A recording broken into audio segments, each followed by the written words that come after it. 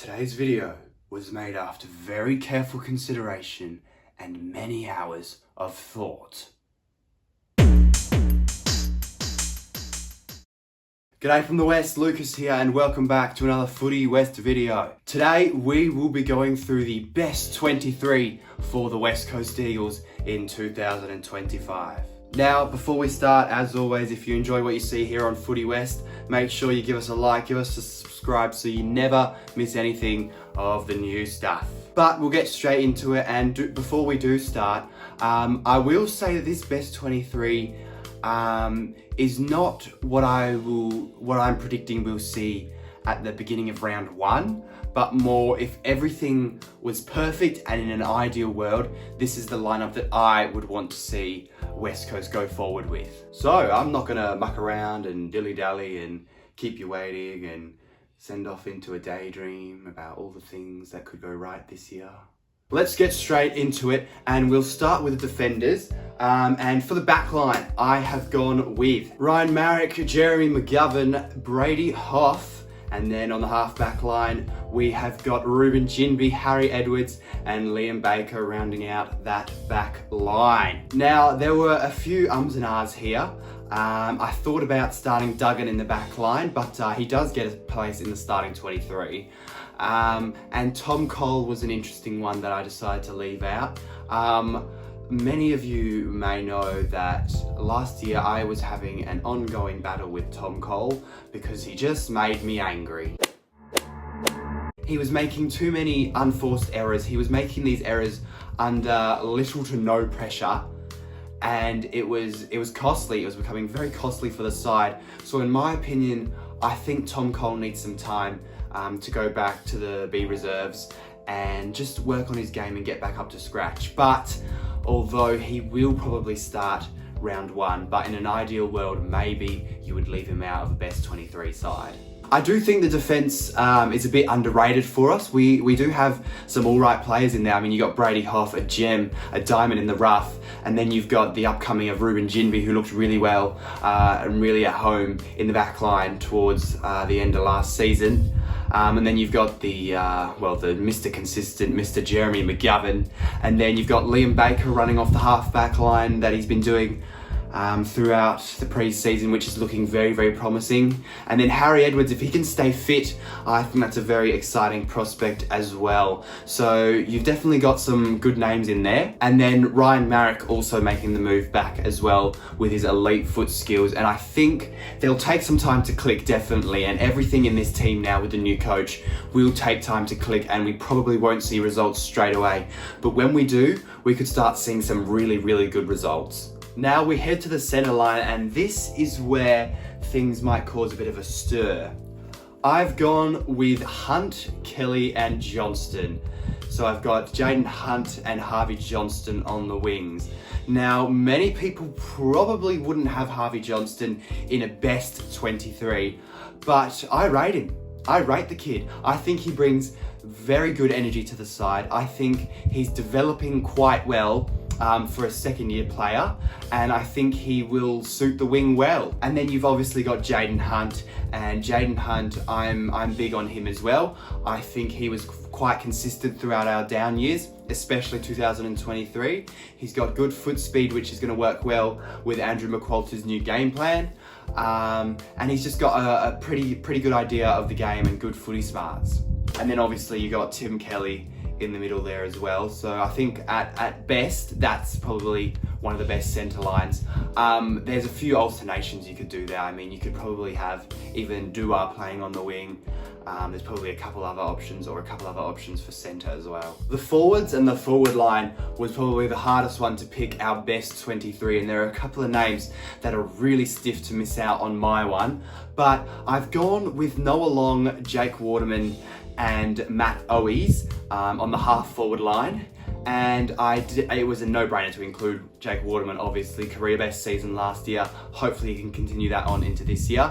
And then you've got Noah Long coming back from his knee injury, and I believe he's a walk-up start. He was very exciting before he got injured, and I think if he meets what he can do, it will be very, very beneficial for us.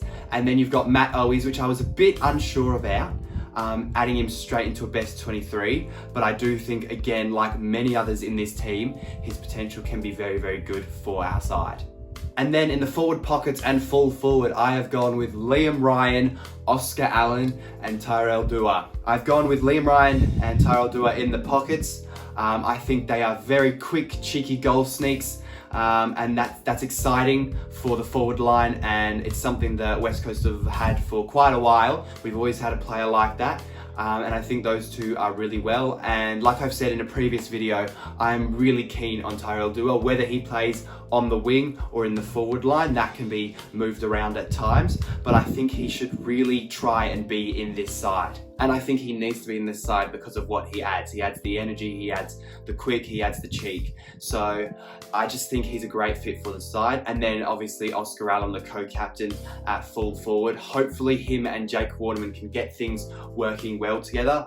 I'm not sure if we saw much tandem last season. It was either one or the other firing, which as long as one of them are firing in each game, I suppose you don't have too much to complain about. But to really make them a force, it would be epic to see them working together in tandem and both kicking 2 or 3 goals a game with the other smalls, and that makes a very damaging and powerful forward line. I also want to add that Jack Williams is very, very, very stiff to miss this side.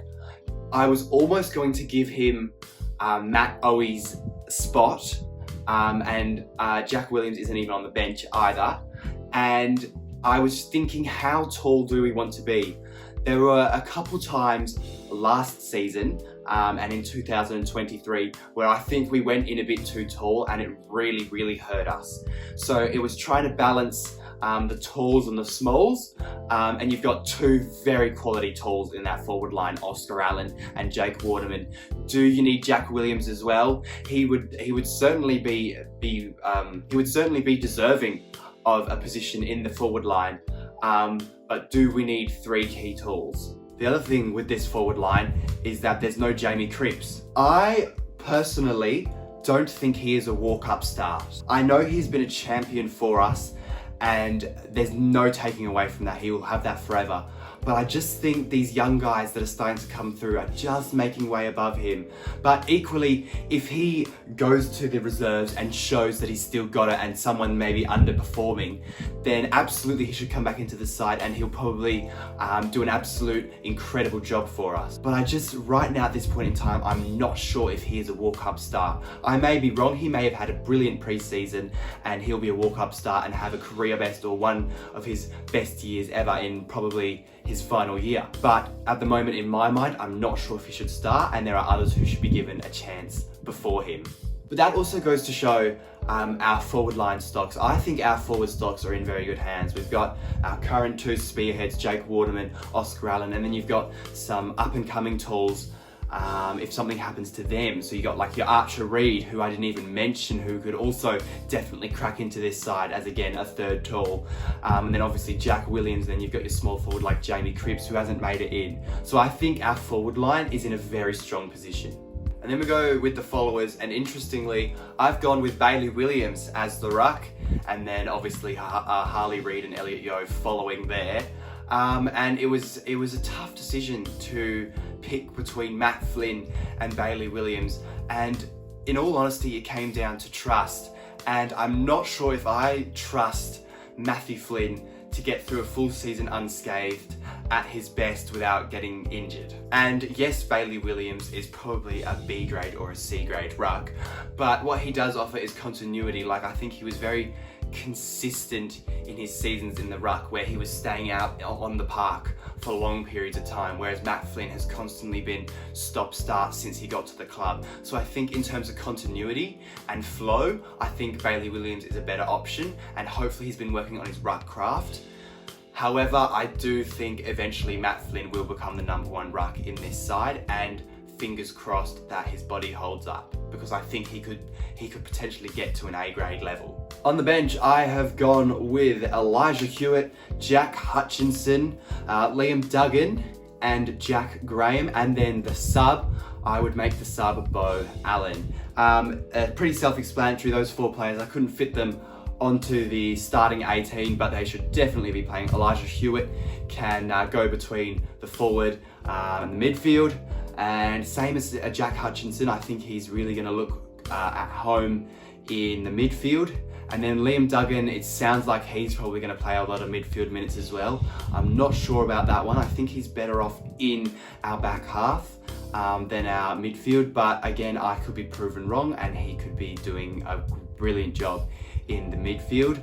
The midfield might need some of that support, especially this is a best 23, but we are probably not going to get this team on the park all at once, or it's very unlikely. So Liam Duggan will be thrown in there to throw some support to the midfield, and he's not a bad option. I mean, he's decent enough to do it. And then I've got Jack Graham as well on the bench, and I'm not too sure. Yeah, so I just checked, and Jack Graham was training with the midfield group, so it looks like he's going to play a role through the midfield as well. So there's definitely some strong and deeper midfield options to go, and I think we're starting to accumulate some good midfield depth. So if we have 1 or 2 injuries, it wouldn't hurt us too much, but ideally we have our best midfield out there for a majority of the season. And then Bo Allen as the sub, again, he can play in a few positions as well, which is why I made him the sub, because you can sub him in for a defender, midfielder, or even a forward. I think he's played a bit of time up forward as well, mainly in the midfield and in the back line. And I think he's very versatile, and he's a big boy as well, I think, already. So that's promising signs, again, for our young talent. So there's the best 23 that I would have for 2025 for West Coast Eagles. And obviously there will be quite a few guys who will crack in and come in and out of this side, and rightly so. I think the selection committee needs to be tough on players who are underperforming and reward players who are overperforming in the reserves. So I definitely think this year needs to be more of a focus on that and rewarding form, because at the end of the day, you can only select people based off form, really, can't you? And I think towards the last couple of years, obviously we haven't had the player availability that we would have liked, but at the back end of sort of last year, halfway through, towards the end, when we had a lot of players back, I thought that we weren't rewarding form as much as we should have, and we weren't punishing underperformance in the A grade side as much as we should have.